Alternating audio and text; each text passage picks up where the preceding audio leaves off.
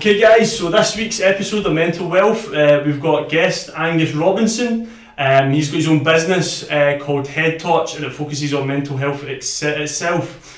So Angus, tell us a little bit about the business.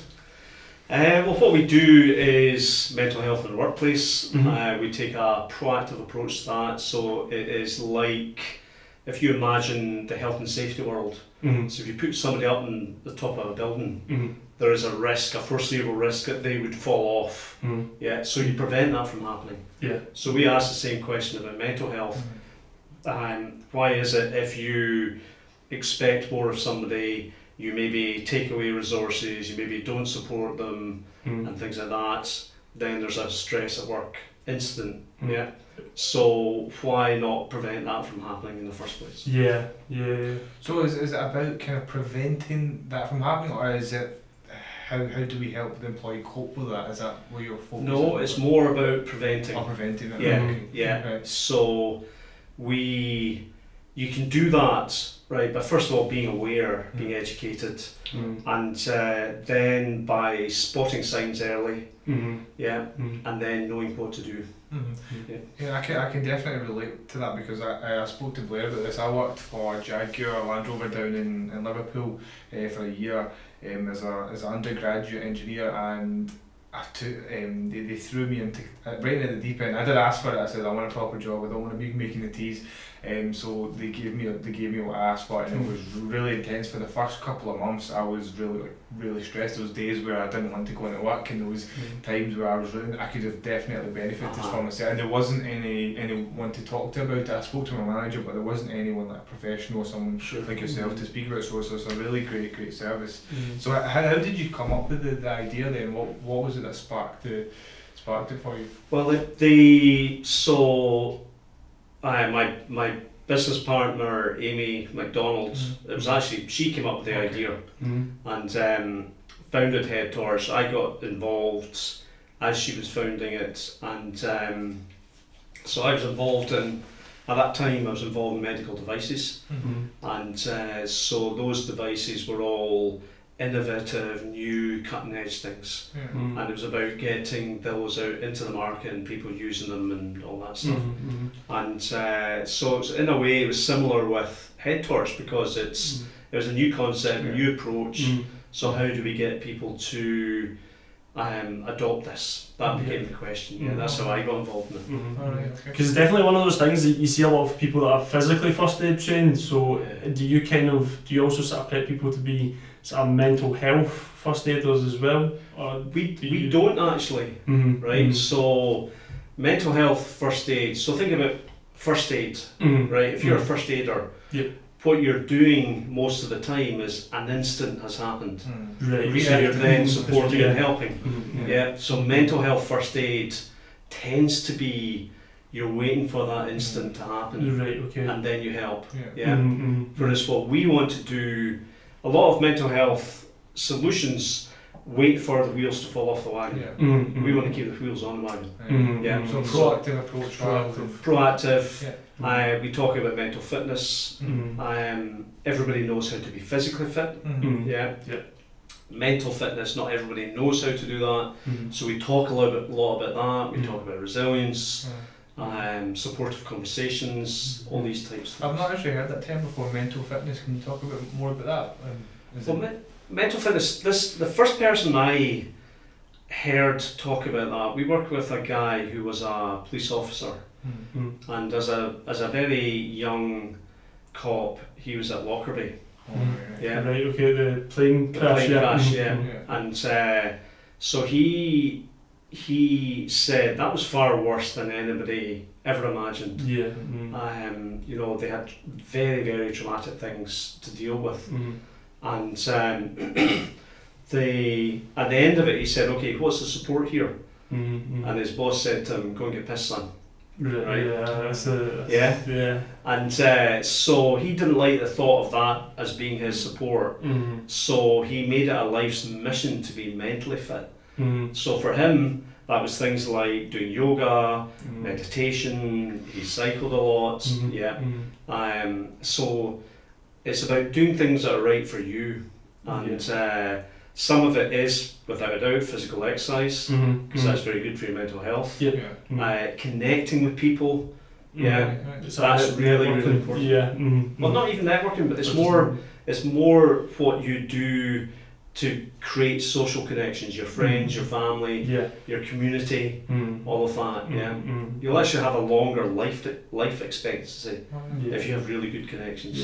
It's kind of like a problem shares a problem half sort of thing.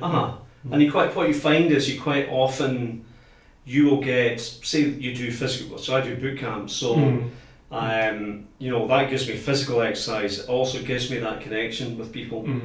You're always having a laugh and things like that. There's also being in the moment. That's where you're completely absorbed by what you're doing, and that can be yoga or meditation. But for me, that's riding motorbikes. When I'm riding a motorbike, that's all I can think about. After you can't take you. No, exactly.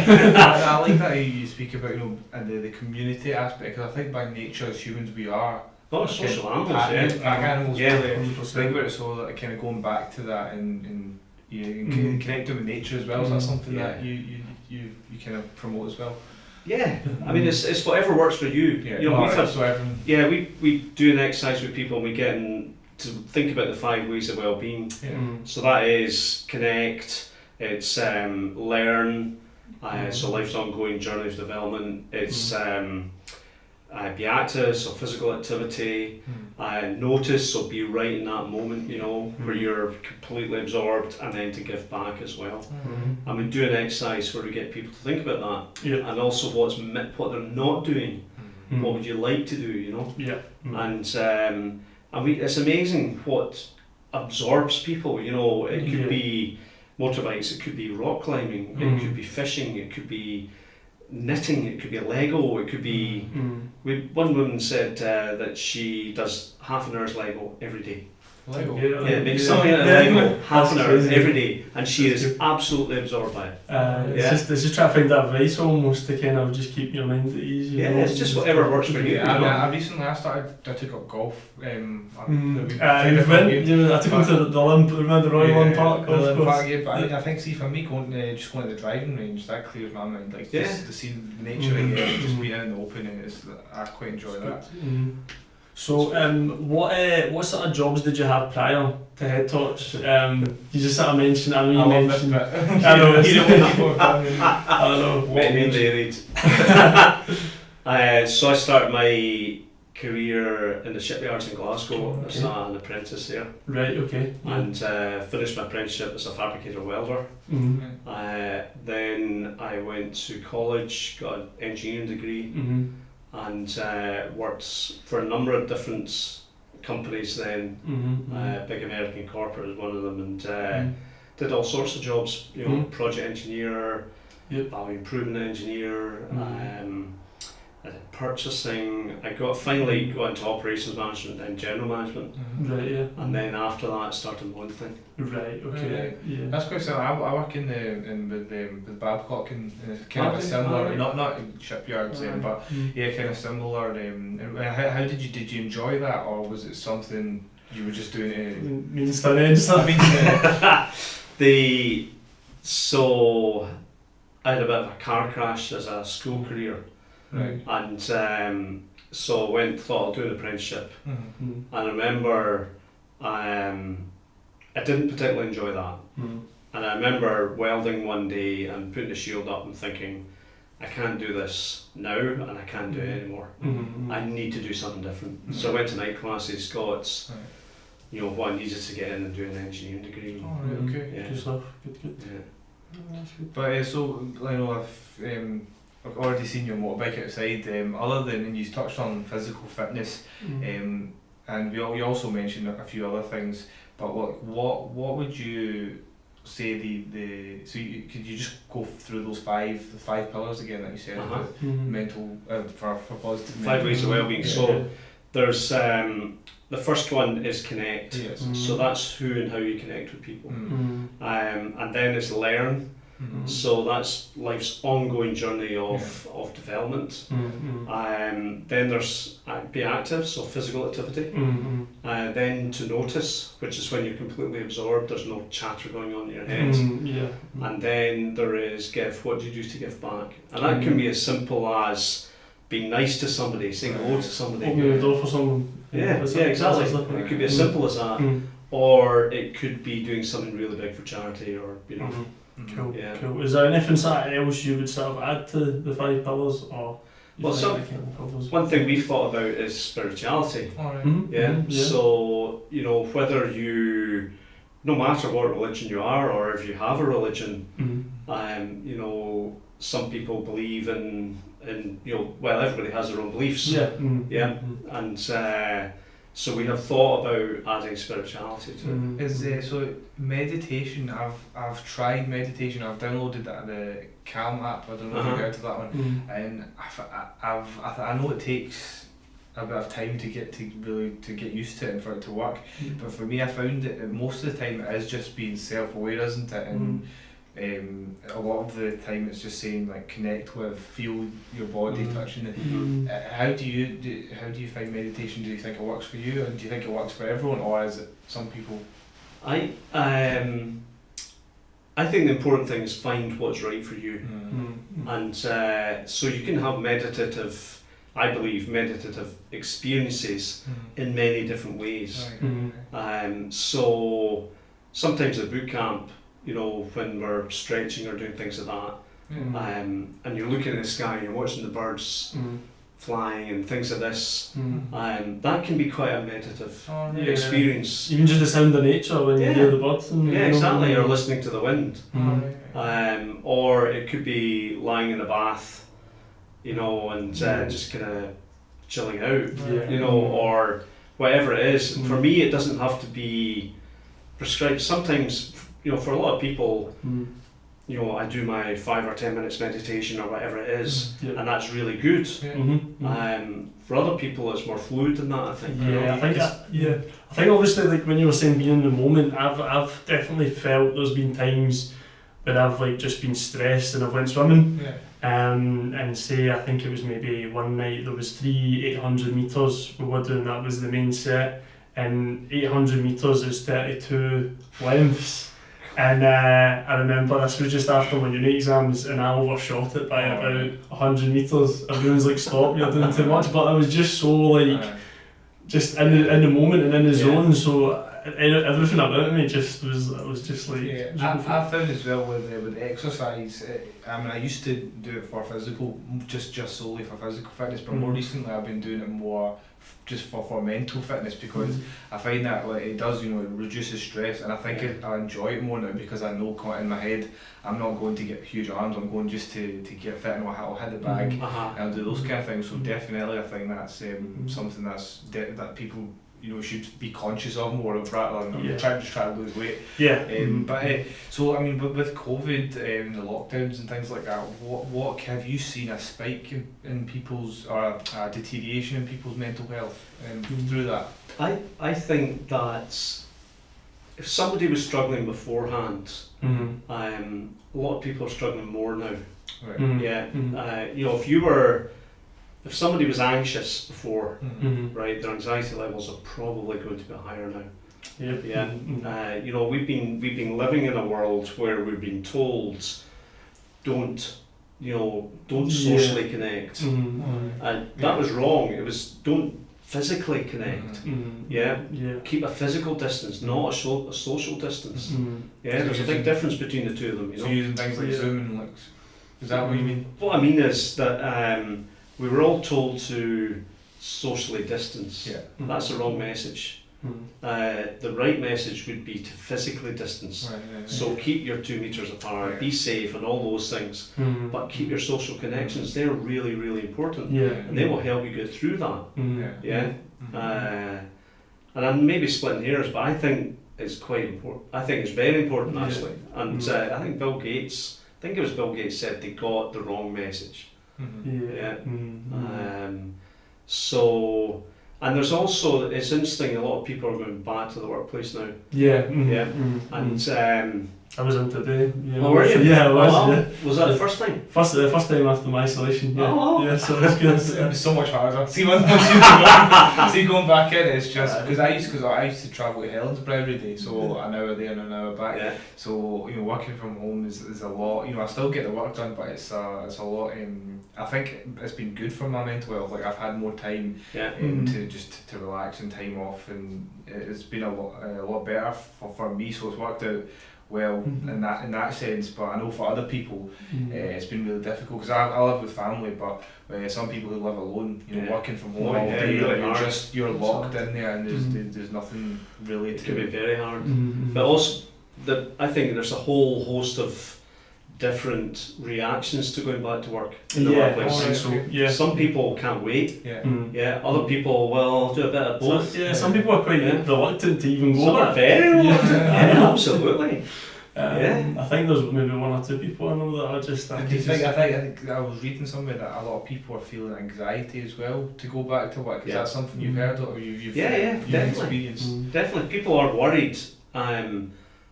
Some people are worried about going back. Some people just don't want to. And also what I personally found when we all started mixing again was I actually had lost some of the social skills. Really? Like what kind of? And have you got examples of that? Like, Just I remember, I can't remember the exact example, but I remember feeling a bit it was disjointed. more effort. It was a bit more disjointed and It should have been, exactly. than it was before. I can relate to that as well. Actually, I've had experience. You just feel awkward and you say something That's right. you don't react the way you would have before. It's going to take a bit of getting used to. But it is really good though to be back out and be able to go out for dinner and things like that. And meet people.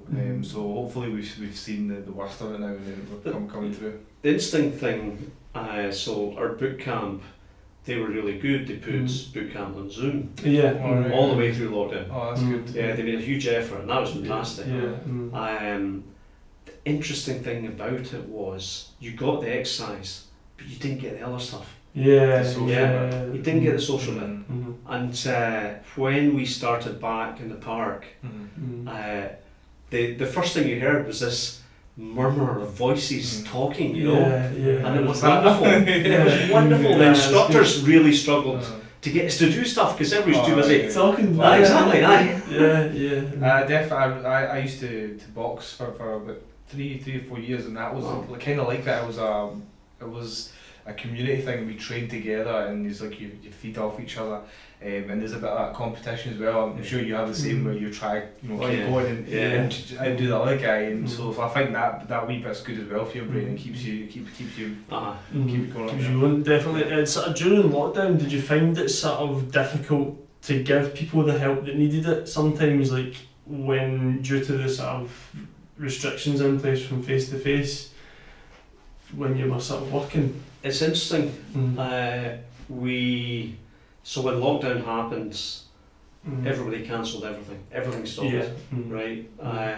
It was quite a scary time business wise, and we then thought, right, we're going to have to completely reinvent how we do this, and also some of the what as well. What we do, and so that initial period was the most innovative and creative period in the company's history without a doubt. Right, okay. And 45% of what we did from March 2020 to February 2021 was products we didn't have in March 2020.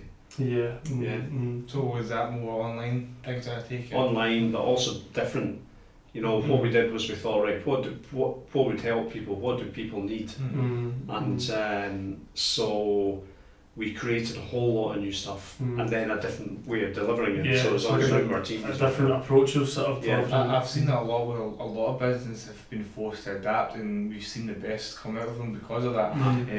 Be it restaurants or any business, it's amazing to see how resilient people are in the face of adversity.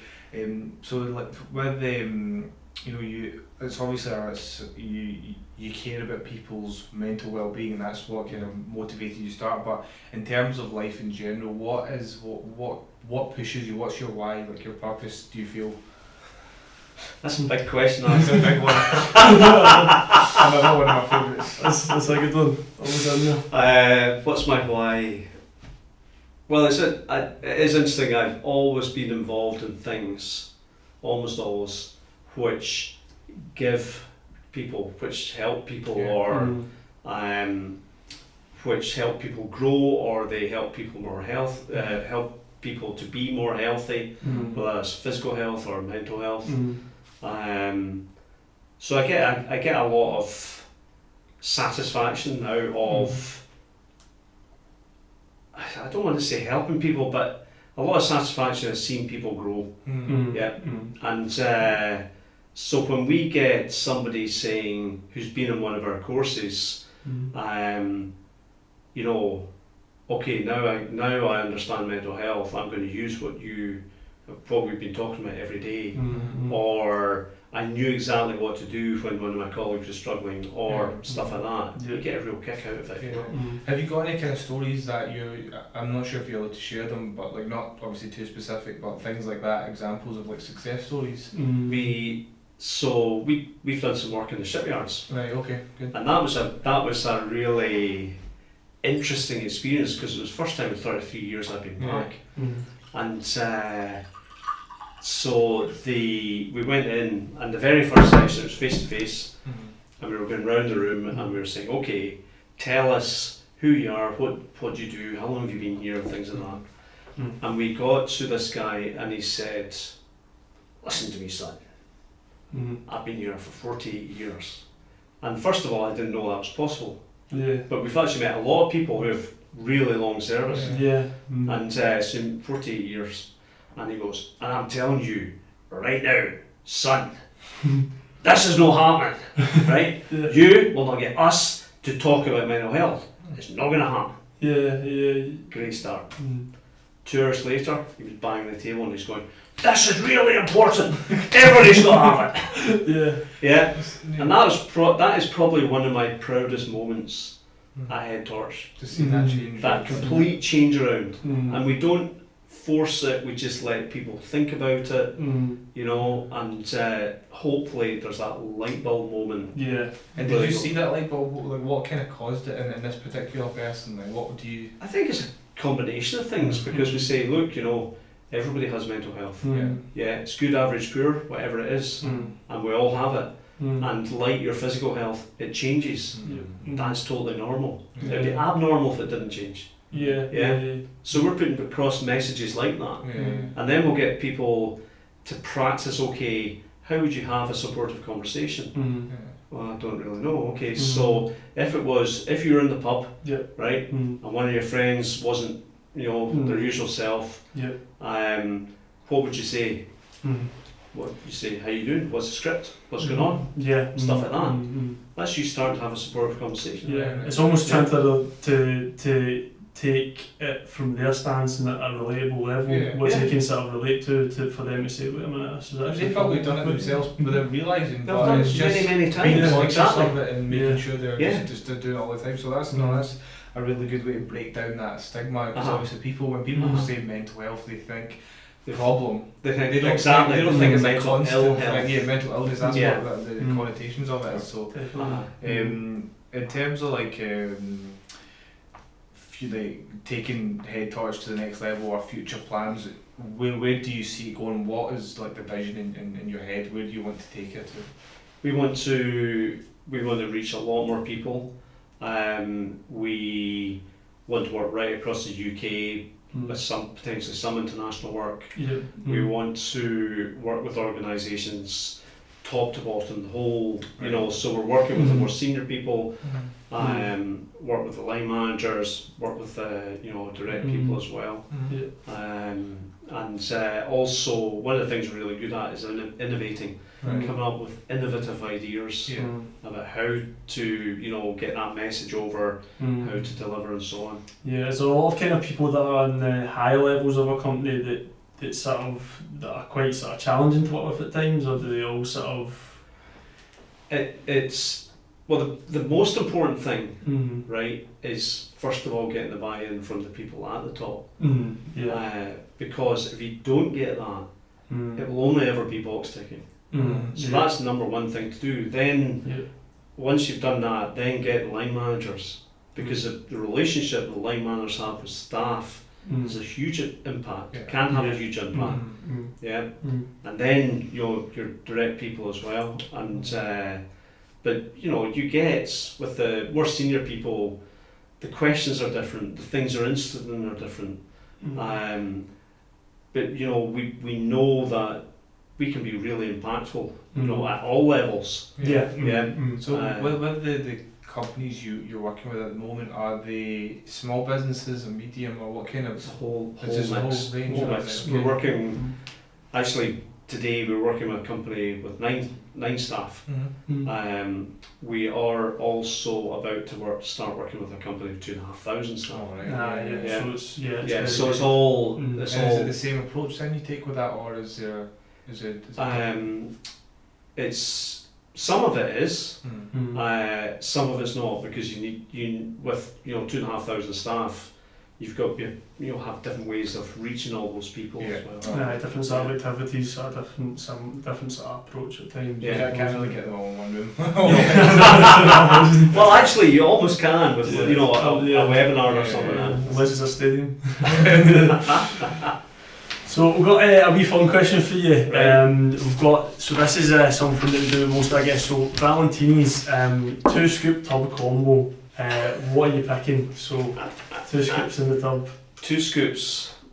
Mm. Okay, so raspberry ripple and wild strawberry. There you go. Oh, very That's pretty. pretty, Cool. aye, I like that. That's a yeah. very summary one. I like that. The raspberry. I rate that quite high. It's quite tart as well. Jason went for double coconut last week, and I will not forgive him for That's that.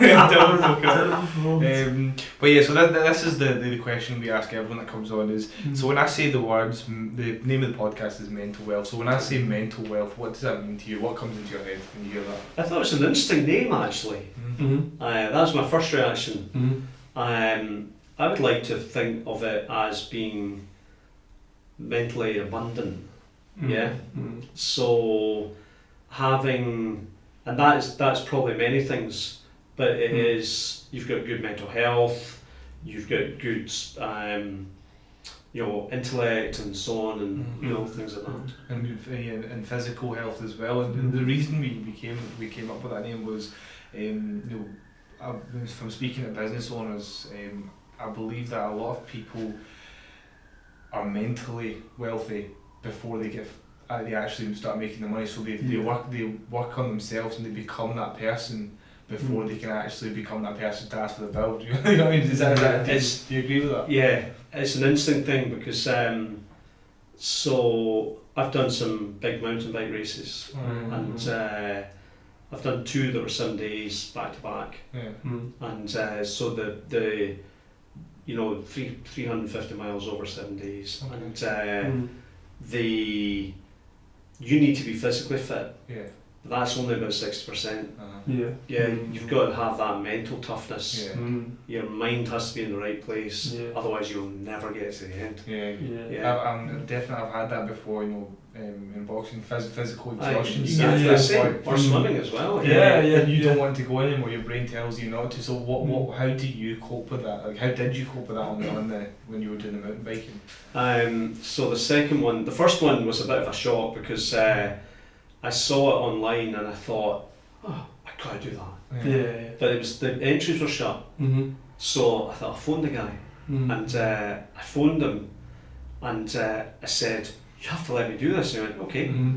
I went, what? Yeah.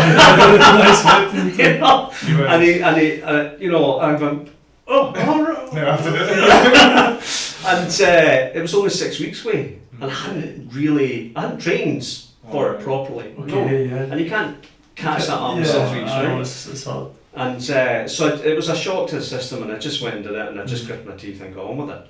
The second one was much, much, much harder, Right. because I knew what was involved. Right? I suppose. Harder in the build-up or the actual... Because you Alright. finished the first one blind, didn't you? Yeah, it was totally blind. Yeah. And it's also the first ever mountain bike race I'd ever done. Yeah. Oh, brilliant. And so the second one, the decision to do it was really difficult, right? Then I trained really hard for it, and then it was in Wales, and it was also the wettest week in Wales for like 3,000 years. Right, okay. It was unbelievable. I never thought it was possible to ride a mountain bike underwater. I've done it. Right. Underwater. A mountain bike underwater. Yeah, because it was the thing with the water was over the top tube of the bike. Oh, right. Yeah. Yeah. It was crazy. And I remember, I think it was the first night actually, and you also camp on this. So you put your own tent up and you've got your gear and all that stuff. They carry the stuff for you between places. And so I put the tent up, the tent was rubbish, and every item of everything I had was soaking wet. Oh, God. Right? Yeah. So I put, when I was going to sleep, I put my jacket on, which was soaking wet. I climbed into my sleeping bag, which was soaking wet. It stuck to my legs, right? No. And the tent blew in all night. It was a nightmare, and I phoned my wife and I said, come get me. I don't know if I can do this. Yeah. I think this is maybe too hard, you know? Yeah. And we'd also been wading through mud and all sorts of nonsense. And then when I finished the phone call, I was thinking, what would my heroes do? So Muhammad Ali, what would he do? What would William Wallace do? What would my father do? My grandfathers do, and all that stuff, you know? And none of them would have given up. And I thought, I'm not giving up. Then it was easy. Then it was only physical, because the mental battle was over. It actually became. I absolutely knew I was going to get to the end. No doubt in my mind. That's amazing. I just start flicking that switch in your head and saying, just deciding I'm not stopping here. I'm going to finish it, and that's definitely a powerful tool. And it can be in that physical, doing it in a physical setting. Do you think then in the business setting, for example, COVID, did you come did that kind of hit you? Did you kind of feel a similar way and then have to flick that switch on? I quite often think about that, actually, that experience. Because it's a very, very powerful experience. It's an experience that I took a huge amount away from. And so COVID, when we were, when everything was cancelled, everything stopped, well, it became, okay, how do we get through this? How do we, keep going? I think it was, Hannibal who took the elephants over the Alps. In Roman times. Right, okay. Tell us more about that history. Tell us that story. Well, it was important. You couldn't take elephants over the Alps to attack the Romans. That's impossible. You can't do it. Right? And but Hannibal decided that he was going to do that, and he found a way to do it. And his motto was, "I'll either find a way or make a way." And that is very empowering. That thinking like that. And that came into your head due to that time. Yes. And you just found a way to do it. It's amazing when your back's against the wall. Sometimes that's when you get the best out of you. I take it the second bike ride you packed a pair of trunks and a dry bag. No, it's the second one that was the wet one. The first one, the weather was beautiful.